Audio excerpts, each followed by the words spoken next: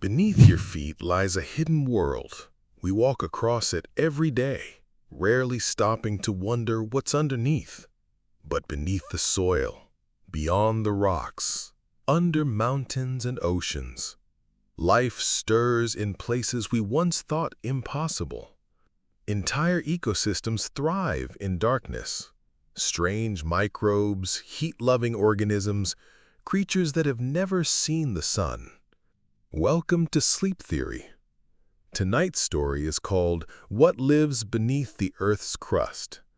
Together, we'll sink below the surface, layer by layer, to explore the mysterious forms of life that survive in crushing pressure, blazing heat, and absolute silence. We'll meet bacteria that feed on rock, fungi that stretch through the soil like invisible threads, and organisms that push the very boundaries of what it means to live. But before we descend into the deep earth, I'd love to know, where are you listening from tonight? And what time is it in your corner of the world?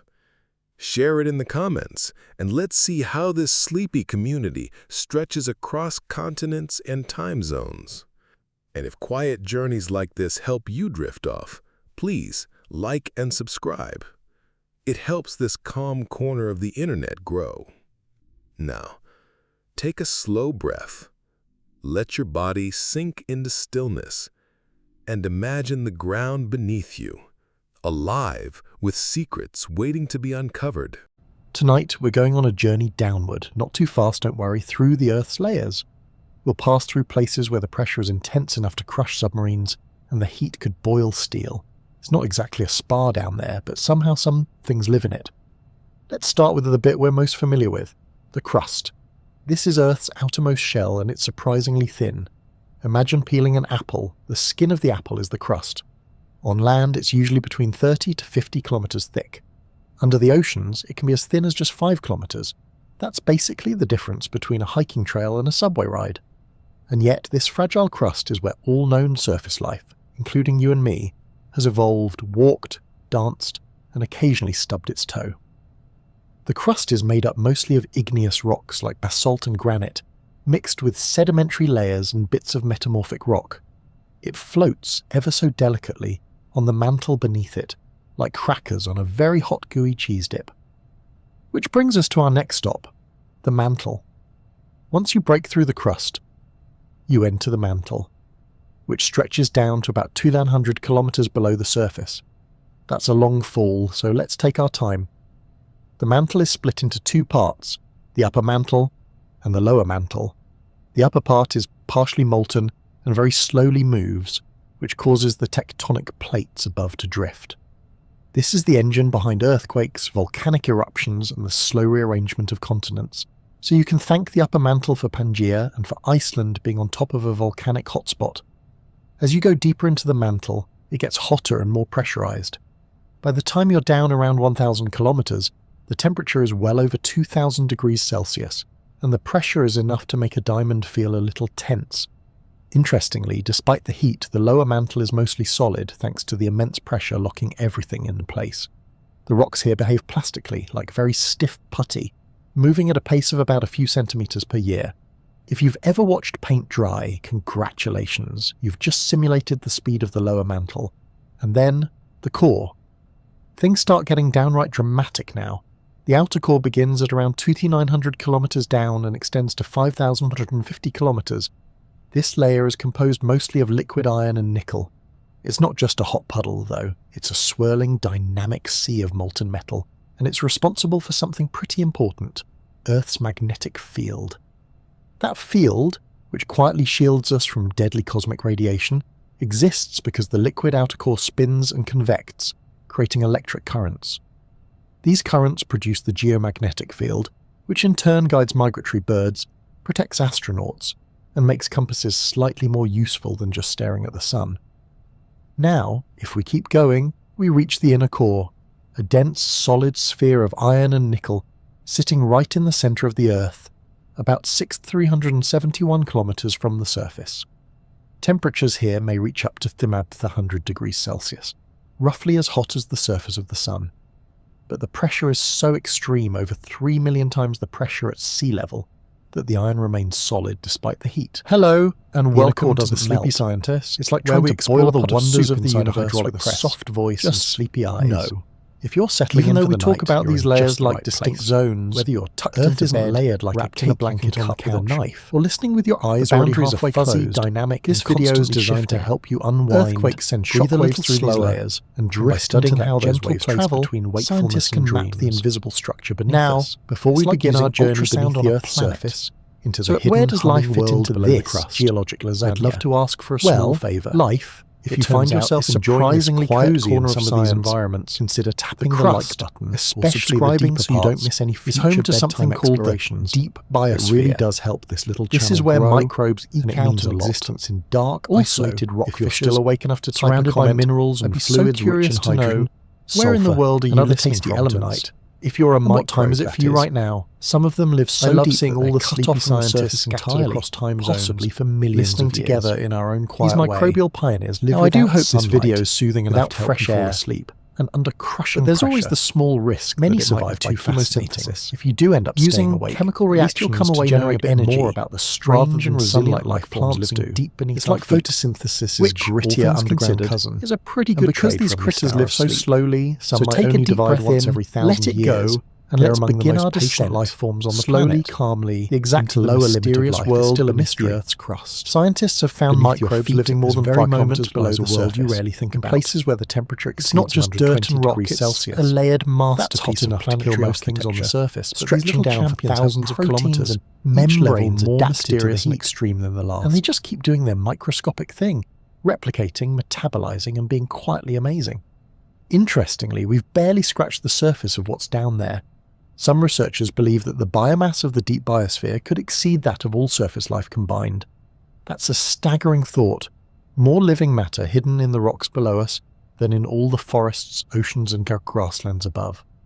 So next time you take a walk outside, consider this. Beneath your every step, the Earth isn't just a ball of rock. It's layered with wonder, humming with energy, and, if you go deep enough, teeming with life that doesn't need light to live.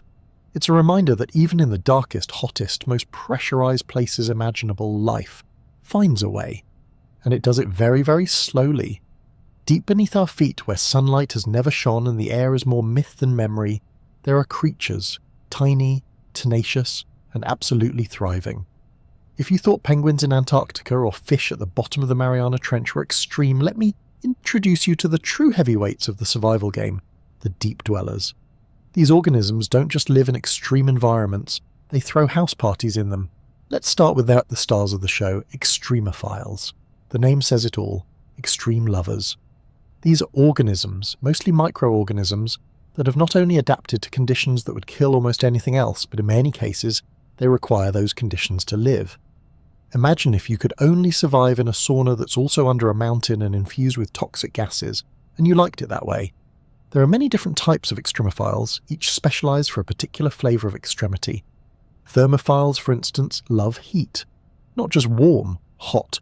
We're talking temperatures above 60 degrees Celsius and often much higher.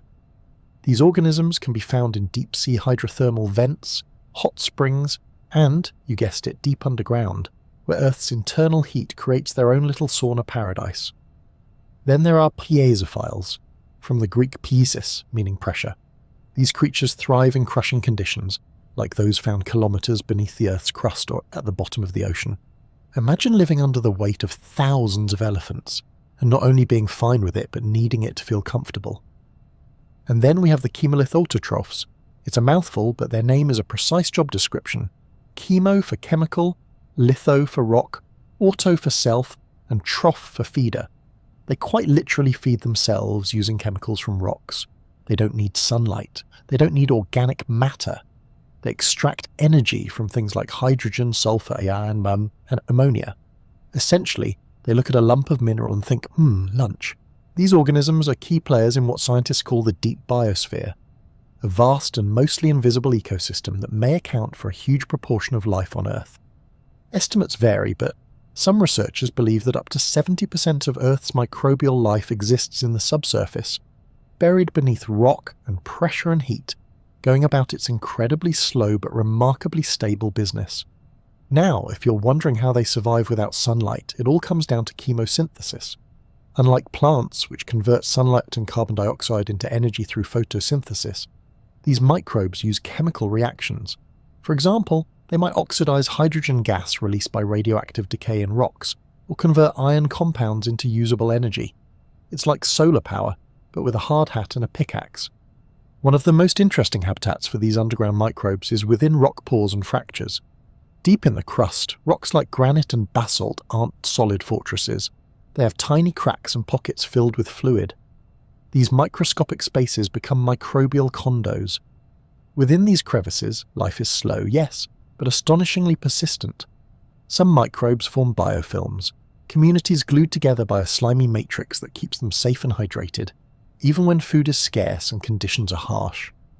Many of these life forms are what's known as anaerobic, meaning they don't need oxygen. In fact, for some, oxygen's toxic. Instead, they rely on other electron acceptors like nitrate, sulfate, or even carbon dioxide. These are the kinds of organisms that challenge our assumptions about what life needs to exist. Light? Nope. Air? Not necessary. Space? They'll live inside a rock smaller than a sugar cube. One of the most fascinating things about these deep-dwelling microbes is how slowly they live. And I don't just mean they're laid back. I mean they operate on timescales that make glaciers look speedy. Some may only divide once every few hundred or even 1,000 years. Their metabolism is slowed to a crawl, sustained by an incredibly frugal energy budget. It's not a sprint or a marathon, it's an eternal shuffle. But in their environment, that's enough. These slow metabolisms are part of why scientists think the deep biosphere is so massive. It's full of organisms that don't do much but don't die either. They're just there, existing, for eons. It's the microbial equivalent of hanging out in your basement for 3,000 years with a single granola bar and somehow still not finishing it. Now you might be wondering, how do we know all this? After all, we can't exactly pop down to 5 kilometers below the surface with a petri dish and a flashlight. Scientists study these organisms using deep boreholes, mine shafts, and drill cores from scientific expeditions. One of the most ambitious projects is the Deep Carbon Observatory, which has spent years studying how carbon, and the life that depends on it, exists in the deep earth. Researchers have retrieved samples from kilometers below the surface and found living microbes, even in environments previously thought completely sterile. Some of the deep biosphere's residents are so unique that they've never been observed on the surface. They may represent entirely new branches on the tree of life, ones that evolved in isolation for hundreds of millions of years. These are organisms that quite possibly haven't had sunlight touch their ancestors since the time of the dinosaurs, or even earlier. And just to keep things interesting, some microbes have been found feeding on radioactive decay. That's right, certain bacteria actually live off the energy released by radioactive elements in rocks. It's not a huge amount of energy, but apparently it's enough. They are like the nuclear reactor custodians of the microbial world, quietly going about their work in the deepest, darkest corners of the planet. So the next time you picture life on Earth, don't just think of forests and oceans and the fluttering wings of birds. Think of the microbes, buried miles below the surface, clinging to the edges of rocks, feeding on gases and minerals and moving through time with the patience of stone. They may be tiny, they may be slow, but they are among the most remarkable survivors on this planet. And they remind us that life, no matter how small, has a remarkable way of showing up in the most unexpected places, in the deepest reaches of the Earth, far from the noise and sunlight of the surface world. Scientists made one of the strangest discoveries in the history of biology. They weren't hunting for life, just drilling through ancient rock in the name of mining and science. But deep inside a South African gold mine, at nearly 3 kilometers below the surface, they found something unexpected. Life. One single organism, living completely alone in a hot, dark pocket of the Earth where no one imagined anything could survive. Her name, well, its name, is Candidatus desulphurudis audaxviata. A bit of a mouthful, but bear with me, because this little microbe has earned every syllable. First, let's set the scene. The mine in question is the Mponeng gold mine in South Africa, one of the deepest human-made holes on Earth. It's so deep that the temperature of the rock can reach 60 degrees Celsius, hot enough to make the walls sweat. Miners have to be cooled by ice slurry to keep working. The pressure is intense, the air is thin, and yet, in a tiny water-filled fracture in the rock, researchers found something alive, Now, Desulforudis audaxviator isn't just any microbe, it's what scientists call a monoculture, the only species living in that particular environment. No community, no food chain, no other microbes, no sunlight, no photosynthesis, no oxygen, just one lone species sustaining itself in an ancient sealed-off world. The name audaxviator comes from Latin, meaning bold traveller. It's a nod to Jules Verne's novel Journey to the Centre of the Earth, in which an inscription reads, Descende audax viator, or Descend bold traveller. And really, could there be a better name? Because Desulforudis is about as bold as microscopic life gets. This little organism lives by a chemical process known as sulfate reduction. It takes energy from breaking down sulfate compounds in the surrounding rock, using hydrogen as a fuel source. The hydrogen, in turn, comes from the radiolysis of water, that is, water molecules being split apart by natural radiation from uranium, thorium, and potassium in the rock. It's a kind of nuclear-powered metabolism tucked into a crack in the earth. And here's the amazing part. This life form doesn't rely on anything from the surface, nothing from photosynthesis, nothing from plants or animals. It's an entirely self-sustaining system powered by water, rock, and radiation. If aliens came to Earth and asked to see the most independent life form we've got, this would be a strong contender. In 2008, when scientists sequenced the genome of Desulforudis, they found that it contained nearly everything it needed to survive on its own. Genes for repairing DNA, for metabolizing hydrogen and sulfate for dealing with high temperatures and heavy metals. It's a biochemical Swiss army knife, and all in a single-celled body.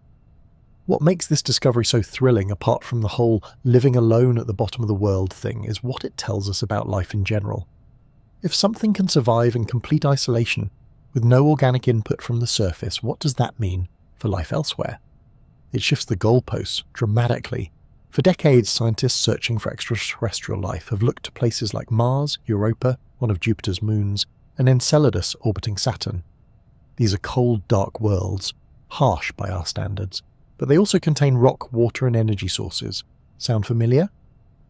It turns out you don't need a sunny meadow to support life. You just need chemistry and time. Desulforudis has become a poster child for astrobiology, the study of life in the universe. It proves that microbes don't need much to survive, and in doing so it raises a hopeful possibility. Maybe the universe is teeming with life, just not the kind we're used to. Now let's take a moment to appreciate how remarkable it is that we even found this organism in the first place. It wasn't part of a grand mission to explore the deep biosphere.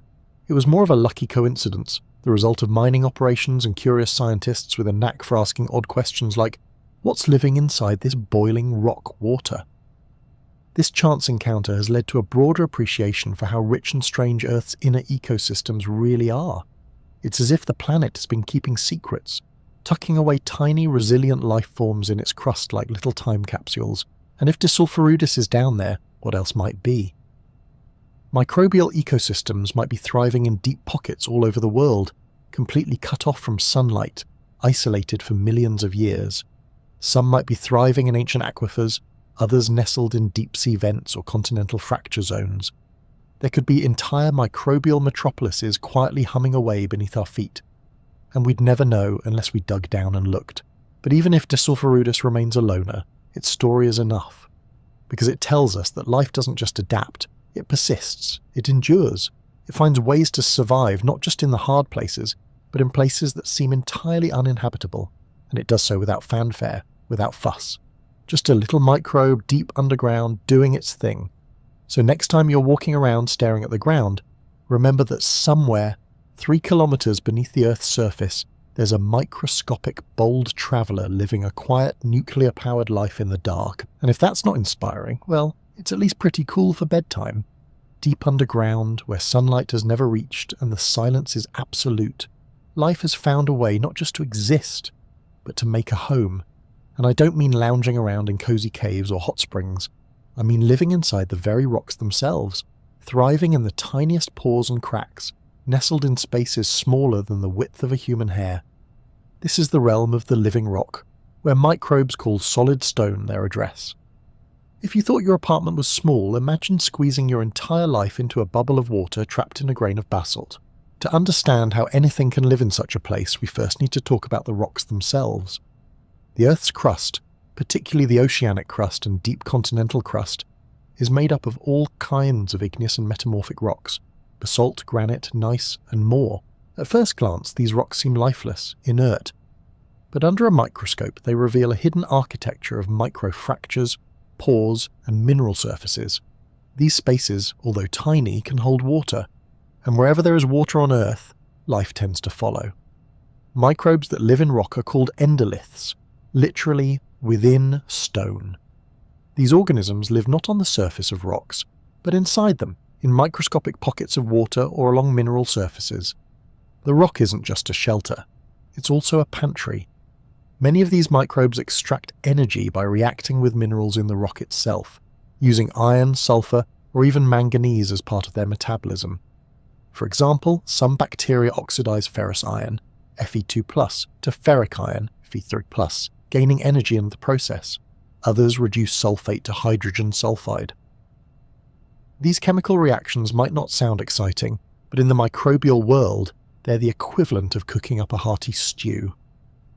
One of the fascinating things about life in the crust is how slowly it all happens. These microbes don't reproduce in hours like their surface-dwelling cousins. In some parts of the deep biosphere, a single microbial cell might divide only once every several hundred, or even thousands of years. That's right, some microbes have been alive since before the invention of agriculture, just hanging out in their mineral crevices, slowly nibbling away at chemical energy. Why so slow? Well, deep rock environments are low-energy systems. There's not much to eat, not much room to grow, and conditions are tough. High pressure, high temperatures, and limited nutrients. Microbes that live here have to be models of efficiency. Their metabolisms are minimalist. Their growth strategies patient. In fact, it's entirely possible that some of these organisms are living in a kind of ultra-slow motion, suspended in geological time.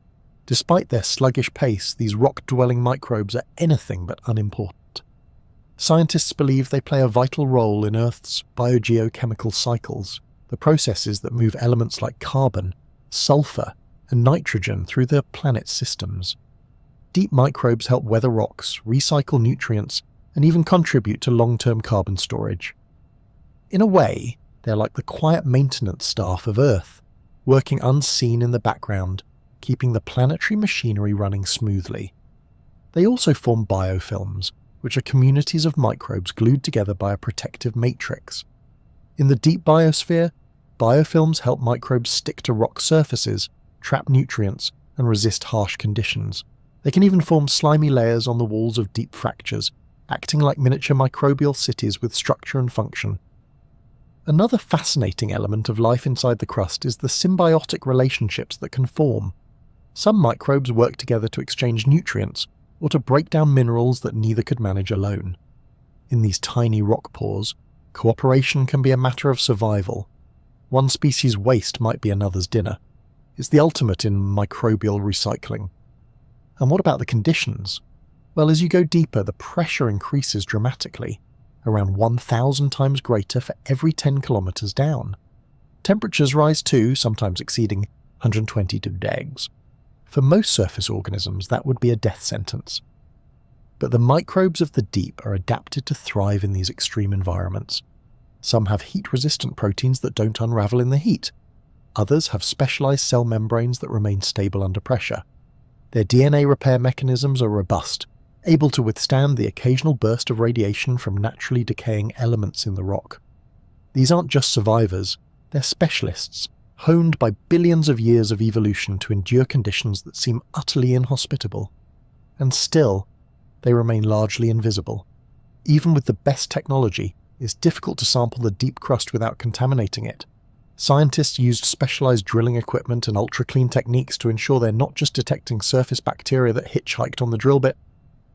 It's painstaking work, but the discoveries are worth it. Every new sample, every unexpected genome, adds another piece to the puzzle of Earth's deep biosphere. And that puzzle keeps getting more intriguing. Some microbes discovered in deep rock samples have no close relatives on the surface. Others possess genes for functions that scientists still don't fully understand. There's a growing sense that the deep biosphere isn't just an extension of life above. It's its own unique realm, with its own evolutionary paths. This also raises tantalizing questions. How long has life been living inside the crust? Could it have originated there? Some researchers argue that early Earth may have been so hostile on the surface, bombarded by meteors and UV radiation, that life might have started underground, protected by rock, nurtured by chemical gradients, and slowly working its way outward. It's a humbling thought that while we tend to picture life as a thing that flourishes in the light, the first spark may have glowed in the dark.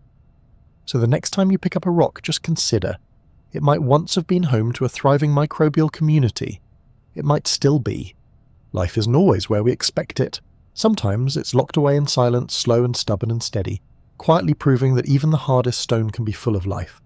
Beneath our oceans, under the continents, and deep into the Earth's mantle, lies something remarkable, a hidden ocean. Not a vast, sloshing sea like the Atlantic or Pacific, but a world of water locked within minerals, trapped in rock, and soaked into microscopic pockets in the crust and mantle. And while it may not be the kind of ocean you can swim in, it could contain more water than all the surface oceans combined. Let's start with what we normally think of when we say water. The oceans we know and love are just a thin film on the surface of our planet. In total, they cover about 70% of the Earth's surface and hold around 1.4 billion cubic kilometers of water. That's a lot of liquid.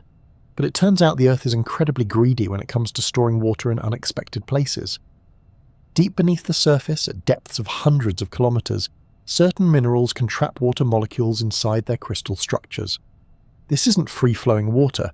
There are no underground lakes sloshing around down there like lost aquariums. Instead, this is bound water, hydrogen and oxygen atoms held tightly within the minerals themselves. One of the key players in this deep hydration drama is a mineral called ringwoodite. It's a high-pressure form of olivine, a mineral that's common in Earth's upper mantle. Ringwoodite only forms at extreme depths, between about 525 and 600 kilometers below the surface, in a zone geologists call the transition zone of the mantle. That's where pressure and temperature conditions are just right for this mineral to act like a sponge. In 2014, scientists made a stunning discovery. They found a diamond formed deep in the Earth that contained a tiny inclusion of ringwoodite. Even more amazing, that piece of ringwoodite held water, not droplets, but actual hydroxide ions, locked into its crystal lattice. It was direct evidence that the Earth's mantle could hold huge amounts of water in solid form. How much? Well, estimates vary, but some researchers suggest the transition zone of the mantle alone could hold up to 3 times the amount of water currently found in all Earth's oceans. That's a staggering possibility, that there is more water inside the planet than on its surface. This hidden ocean isn't just an odd geological footnote. It plays a critical role in plate tectonics, volcanism, and even the carbon cycle. Water lowers the melting point of rock, which helps drive the formation of magma. When tectonic plates dive into the mantle at subduction zones, they carry water-rich minerals with them. As these minerals descend and heat up, they release their water, which causes surrounding rock to melt and form magma. This is why volcanoes often form above subduction zones. Water is acting as a catalyst beneath the surface, silently stoking the fires of geology. But water doesn't just go down, it also comes back up. Over millions of years, water that was once locked in the mantle returns to the surface through volcanic eruptions and hydrothermal vents. In this way, Earth's water is constantly cycling, not just through rivers, clouds and oceans, but deep through the planet's crust and mantle. It's a vast, slow-moving system that helps regulate the planet's temperature and keeps the surface habitable. Now, where there's water, there's often life, and the deep Earth is no exception. Hydrated rocks create tiny, stable environments where extremophile microbes can thrive. These hidden pockets of water serve as habitats for the deep biosphere. They offer moisture, chemical nutrients, and in some cases, protection from radiation and other surface threats. In fact, water in the deep crust may be one of the most important resources for subsurface microbial life. In places like the Canadian Shield, South African mines, and Finnish bedrock, researchers have discovered ancient groundwater that's been isolated for millions or even billions of years. Some of these water pockets are so old that they predate the dinosaurs, and yet they still support microbial life. These ancient waters are rich in hydrogen and other chemical energy sources, generated by the interaction of water with the surrounding rock. It's a natural chemistry lab, and the microbes that live there, often slow-growing, long-lived and metabolically conservative, have adapted to survive in these timeless conditions. Some of these organisms are so uniquely suited to their environments that scientists believe they might represent entire new branches of life. In studying them, we're not just learning about Earth, we're glimpsing what life might look like elsewhere in the universe, in places where sunlight never shines. That's one of the most compelling aspects of the Earth's hidden ocean. It doesn't just tell us about geology, it offers a blueprint for astrobiology. If Earth can hide an ocean in its mantle, why not other planets? Moons like Europa and Enceladus are already suspected to have subsurface oceans, but even rocky planets like Mars could hold hydrated minerals deep underground. If life can thrive inside Earth's rocks, it could very well do the same elsewhere. Back here at home, we're only just beginning to understand how much of our world is shaped by this internal water. Every volcanic eruption, every tectonic shift, every mountain range owes part of its existence to the subtle influence of water moving beneath the surface. It's easy to forget, when standing on solid ground, just how fluid our planet really is. So as you lie back and drift off, think about the water you know, the rain tapping on your roof, the rivers winding through the land, the waves lapping on the shore, and then think about the water you don't see locked inside crystal structures drifting slowly through ancient rock, quietly shaping the earth from within. Because beneath the mountains and the oceans, beneath the cities and forests, there's another ocean, a secret one, and in its quiet depths life stirs. Time is a funny thing in the deep earth. On the surface we mark its passing with sunrises and sunsets, seasons, birthdays and forgotten cups of tea, but down below, far below, time is something else entirely.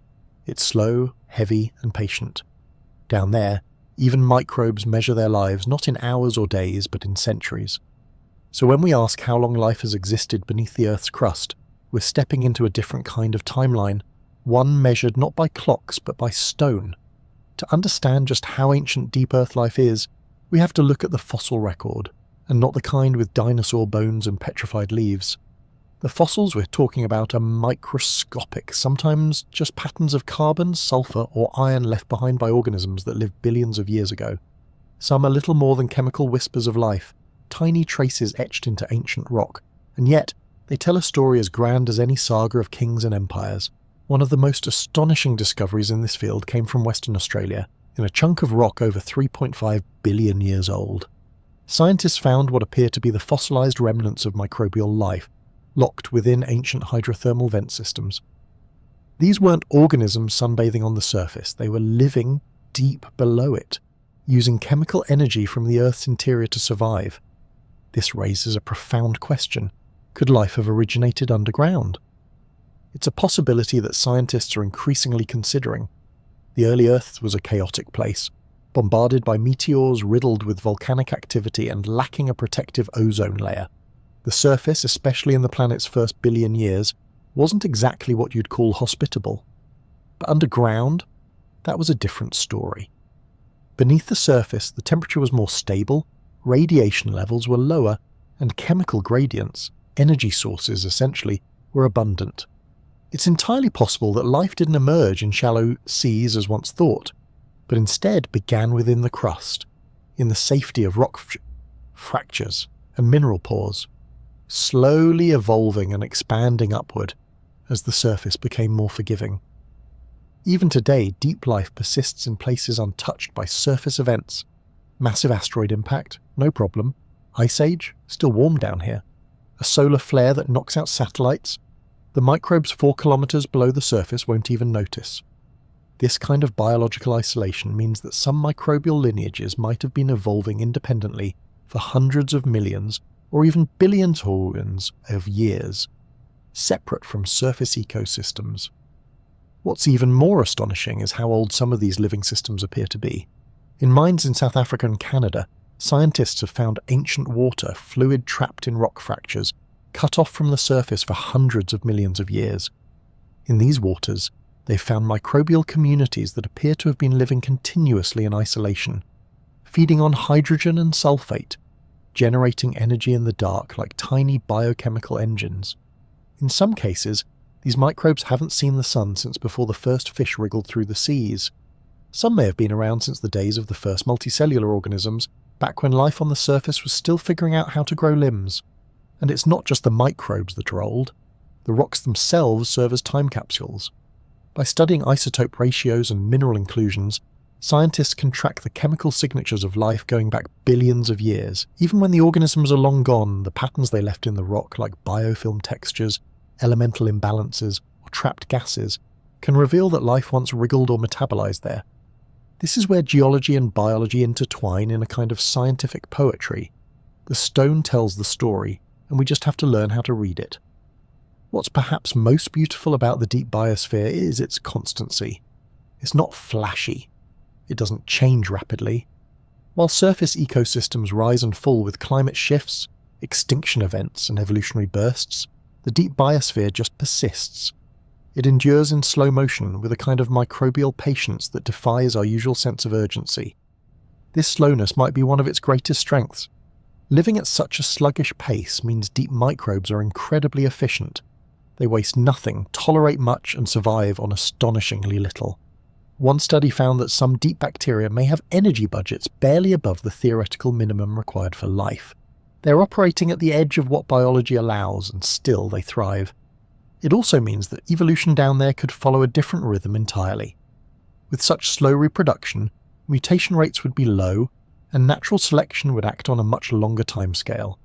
This might lead to a form of molecular conservatism, where some genes or proteins have changed very little over eons. It's like biological deep time, a living memory of early Earth, encoded in cells that never left the underground. As researchers uncover more about these ancient ecosystems, it opens up new possibilities not just for understanding Earth's history, but for searching beyond it. If life started underground on Earth, might the same be true elsewhere? Planets like Mars may have lost their surface water long ago, but could still harbour liquid reserves deep below. If they do, and if chemical gradients are present, it's not unreasonable to think that life might be hiding there, quietly metabolizing away in its own version of deep time. So the next time someone asks when life began or how long life has been thriving on Earth, you might gently suggest that the answer lies not in the fossils of dinosaurs or the bones of early humans, but in the silent, stubborn microbes buried in the crust. Life has been down there for a very, very long time. It has watched continents drift, mountains rise and fall, species come and go. And it's still there, in the darkness, waiting patiently for the next million years. Because in the deep Earth, time isn't something to race against. It's something to settle into, like bedrock or like sleep. What lies beneath our feet doesn't just tell us about Earth. It whispers secrets about other worlds too. If life can thrive in the pitch-black, high-pressure, high-temperature depths of Earth's crust, where no light penetrates and energy is scarce, then why not on other planets or moons? It's not just a poetic question, it's one that has changed the course of modern astrobiology. For a long time, scientists searching for extraterrestrial life focused on finding Earth-like conditions, warm temperatures, liquid water on the surface, and perhaps a cosy atmosphere with some breathable oxygen. The classic Goldilocks zone idea, where conditions are just right, made sense when we imagined aliens as slightly greener versions of ourselves, lounging on Earth and like worlds.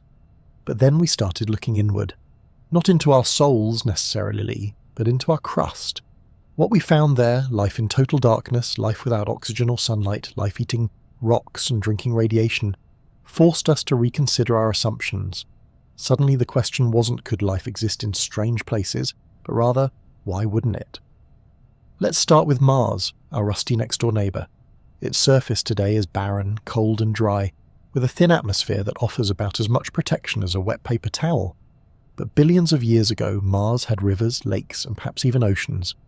Evidence of past water is written across its landscape in the form of the dried-up riverbeds and sedimentary layers. That water is mostly gone from the surface now, but could some of it still exist underground? There are hints. Radar data from orbiters have suggested there may be briny subsurface lakes beneath the Martian South Pole. Salty water can remain liquid at lower temperatures, and if it's down deep enough, geothermal heat from Mars' interior could keep it from freezing solid. That's right. Mars might have its own secret aquifers, hidden from the brutal surface environment. And where there's liquid water, there's potential for life. If microbes on Earth can survive kilometers underground, feeding on hydrogen and minerals, there's no reason Mars couldn't host similar life forms. The Martian crust is known to contain iron-rich minerals, sulfur compounds, and perhaps even pockets of methane. That last one, methane, is especially interesting because on Earth, it's often associated with microbial activity. There are geological ways to produce methane, of course, but the fact that we've detected seasonal spikes in Martian methane has some scientists scratching their heads and quietly wondering if something might be burping below the surface. Then there's Europa, one of Jupiter's icy moons. Surface temperatures there hover around -160 degrees Celsius, and the surface is covered in thick ice. Not exactly inviting, but beneath that frozen shell is a liquid water ocean, likely kept warm by tidal flexing. Essentially, Europa gets squeezed and stretched by Jupiter's gravity, which heats its interior through friction. This ocean may be in contact with a rocky mantle, much like Earth's ocean floor. And if that's true, Europa might have something resembling hydrothermal vents, hotspots where heated water rich in minerals seeps up from the seafloor. On Earth, these vents are teeming with life, tube worms, clams, bacteria and more, all thriving in complete darkness, fueled by chemosynthesis. If Europa has similar vents, it's not hard to imagine microbial life clinging to them, hidden beneath kilometers of ice going about its business without a clue that the sun even exists. The same goes for Enceladus, a small moon of Saturn. Enceladus is like a frozen snowball with a warm heart. Its icy surface has been seen venting plumes of water vapor, dust, and organic compounds into space through cracks near its south pole. These plumes are believed to originate from a subsurface ocean, and they contain hydrogen, potentially the result of interactions between water and rock. In other words, the basic ingredients for chemosynthesis may be present. NASA and the European Space Agency are now planning missions specifically designed to look for signs of life in these distant oceans. The Europa Clipper, for instance, is set to launch in the coming years and will study Europa's ice shell, ocean and habitability in exquisite detail. If the deep biosphere on Earth has taught us anything, it's that life doesn't require a sun-drenched paradise to flourish. It only needs chemistry, time and a little protection from cosmic nastiness. And this brings us to a philosophical shift in how we define the habitable zone. Traditionally, this was a narrow band around a star where a planet could support liquid water on its surface. But with the realization that life could thrive underground, we've had to expand our thinking. Moons and planets once dismissed as too cold or barren are suddenly back in the game, not as Earth twins, but as inner Earth analogues. Even Venus, long written off as a hellish inferno, is under new scrutiny. While its surface is hot enough to melt lead, some scientists wonder whether microbial life could persist in more temperate pockets underground or even high up in the atmosphere, where conditions are slightly less harsh. The chances may be slim, but the lesson is clear. Never underestimate life's ability to show up where it's least expected. We're now living in an age where the search for alien life is as much about geology as it is about astronomy. Instruments that once looked to the stars are now peering beneath crusts and ice caps. Space probes are becoming interplanetary geologists, searching not for grand civilizations, but for humble microbes living slow, quiet lives in the dark. And if we do find life out there, if somewhere beneath layers of rock or ice there's a microbe minding its own business on another world, it will almost certainly resemble what we've already found deep within our own planet. Not flashy, not fast, but resilient, tenacious, and quietly remarkable. So next time you look up at the stars and wonder if we're alone, remember that the answer might be buried, not in space but in stone. The blueprint for life elsewhere might just be right here, deep below our feet, quietly thriving where no one thought to look. The story of how we discovered life deep beneath the Earth isn't a tale of grand exploration or purpose-built missions. It's much messier than that, in the best possible way. Like so many of science's most surprising revelations, it began with a bit of curiosity, a lot of drilling, and more than a few accidents. For decades, humans have been digging into the Earth, not to search for life, but for things like gold, oil, and answers to geological questions. It turns out that the tools and tunnels we've used to pull treasure from the ground have also opened windows into the hidden world below. In fact, much of what we know about the deep biosphere comes from mines, oil wells, and scientific boreholes, the unintended laboratories of the underground. Let's start with mining, where people have always gone to extraordinary lengths and depths to extract the Earth's riches. In South Africa's gold mines, for instance, workers descend several kilometers underground in search of precious metal. It's hot, It's cramped and it's dangerous to us. But it's also an incredible opportunity for science. In these extreme environments, geologists and microbiologists started noticing something peculiar. Water, sometimes millions of years old, trapped in fractures within the rock. And that water wasn't sterile. Instead, it was teeming with microbes, tiny organisms that had never seen the surface, isolated for geological ages, somehow alive and thriving in the dark.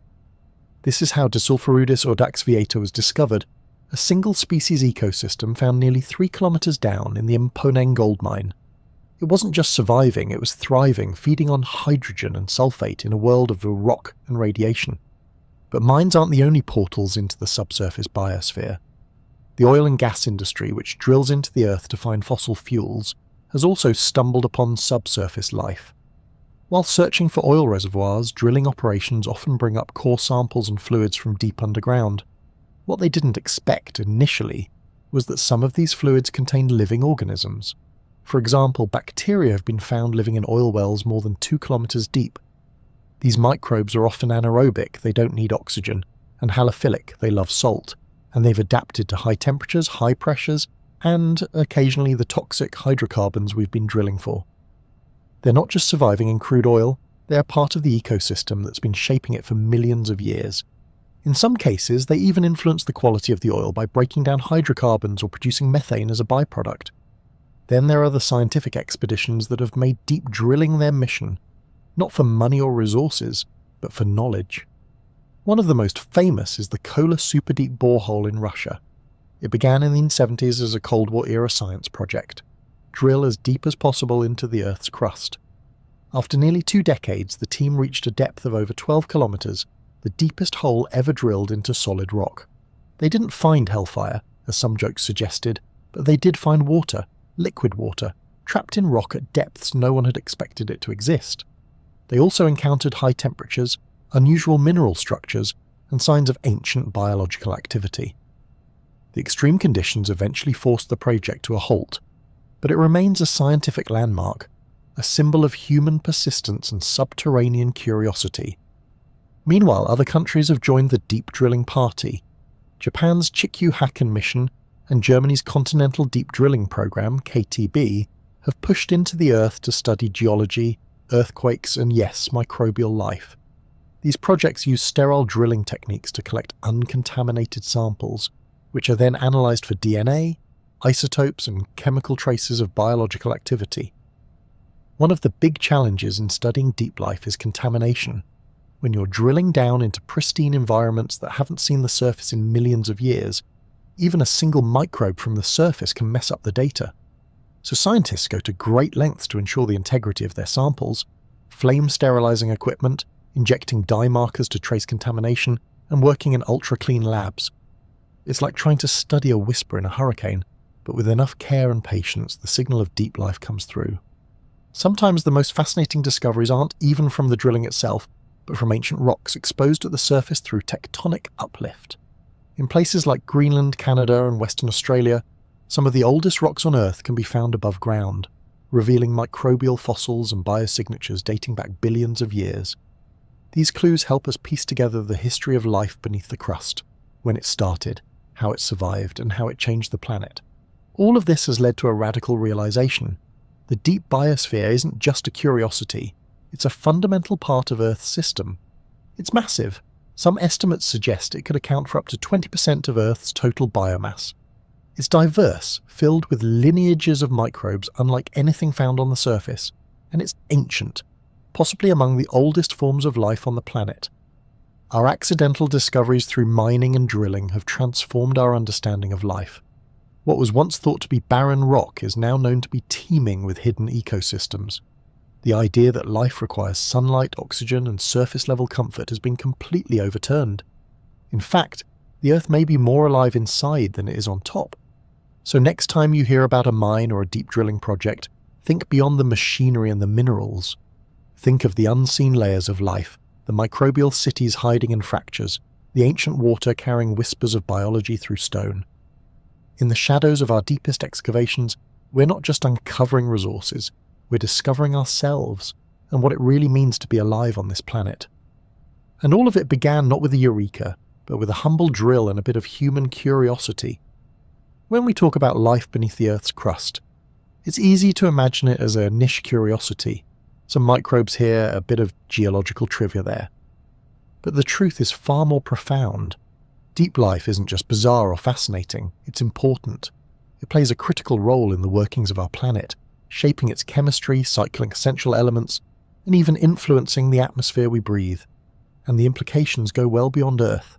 Let's start with the basics, the carbon cycle. Most of us are familiar with the surface versions. Plants absorb carbon dioxide, animals breathe it out, and the ocean soaks up a good portion. But beneath the surface, a quieter, slower carbon cycle is playing out. Deep-dwelling microbes participate in this cycle by consuming and producing carbon-based compounds, often in the form of methane or carbon dioxide. In particular, methanogens, microbes that produce methane as a byproduct of their metabolism, live in deep rock formations and sediment layers. They help convert carbon from rocks and ancient organic matter into methane, which can slowly migrate upward and escape into the atmosphere. On the flip side, methanotrophs, microbes that consume methane, can capture and metabolize this gas before it escapes, acting as a kind of biological filter. This subtle balance between methane producers and consumers deep underground has a direct impact on global climate. Methane is a powerful greenhouse gas, far more potent than carbon dioxide over short timescales. If more of it escapes from the subsurface biosphere due to warming or drilling, it could accelerate climate change. Conversely, understanding and potentially harnessing the abilities of deep microbes to capture or convert methane could offer tools for climate mitigation in the future.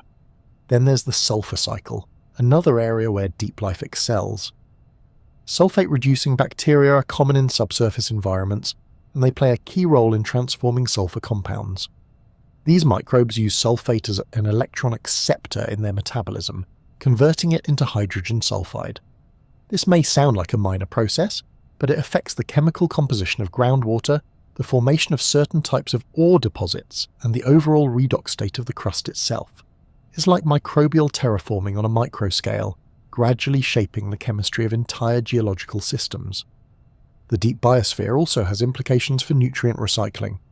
Nitrogen, phosphorus, and trace metals essential to life on the surface often originate from deeper geochemical processes. Microbes in the deep crust can mobilize these nutrients, making them available to other systems through slow, steady cycling. In oceanic crust, for example, microbial communities in basalt can weather rock, releasing nutrients into seawater over long periods of time. This supports surface productivity and maintains ocean chemistry. So in a sense, the health of surface ecosystems may rely, in part, on the quiet toil of microbes far below. But perhaps even more intriguing is the idea that deep life challenges our very definition of what an ecosystem is. We tend to think of ecosystems as visible, tangible things, rainforests, coral reefs, deserts. But what if one of the planet's largest ecosystems is invisible and almost entirely inaccessible? The deep biosphere, by some estimates, may rival or even surpass the mass of surface life. That's not a footnote in biology, it's a fundamental shift in how we understand life on Earth. This has practical applications as well.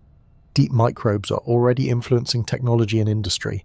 Some species have enzymes that function at high temperatures and pressures, making them valuable for biotechnology, from industrial chemistry to pharmaceutical development.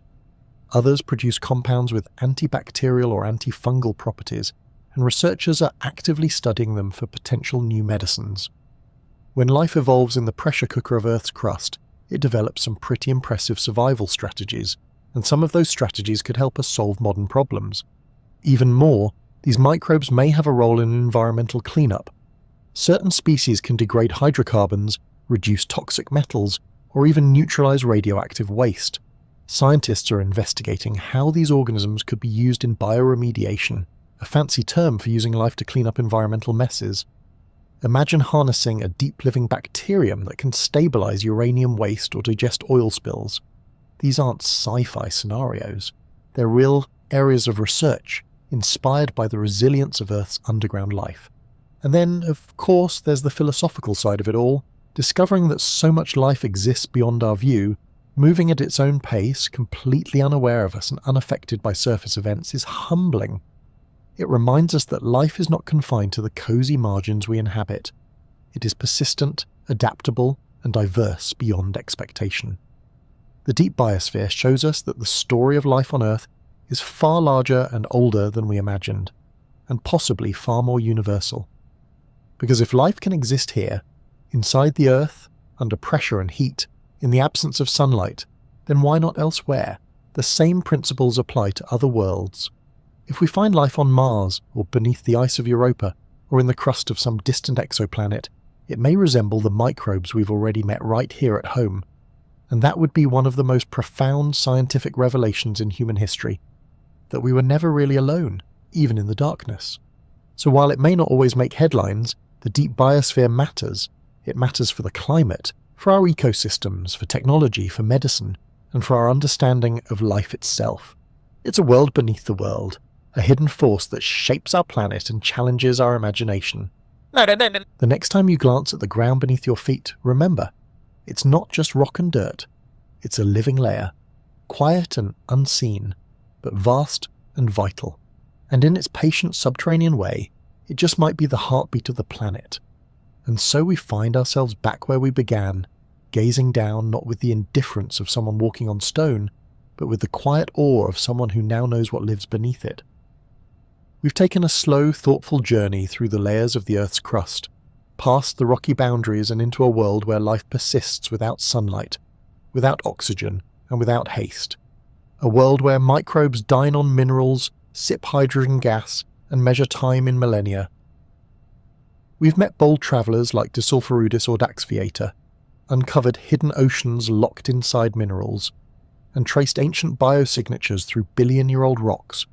We've even followed this trail of life across the solar system, from the depths of our crust to the icy moons of Jupiter and Saturn. And so our journey beneath the crust comes to an end. We've wandered through hidden caverns, traced the threads of fungi, and discovered that even in places of heat, darkness, and silence, life finds a way. Beneath the Earth's surface is not emptiness, but resilience. Tiny worlds working quietly, unseen, to keep the larger one alive. If you're still awake, I'd love to hear your thoughts. Did anything surprise you tonight? Leave a comment with what fascinated you most. And if you drifted off along the way, then perhaps you've been dreaming your own underground worlds.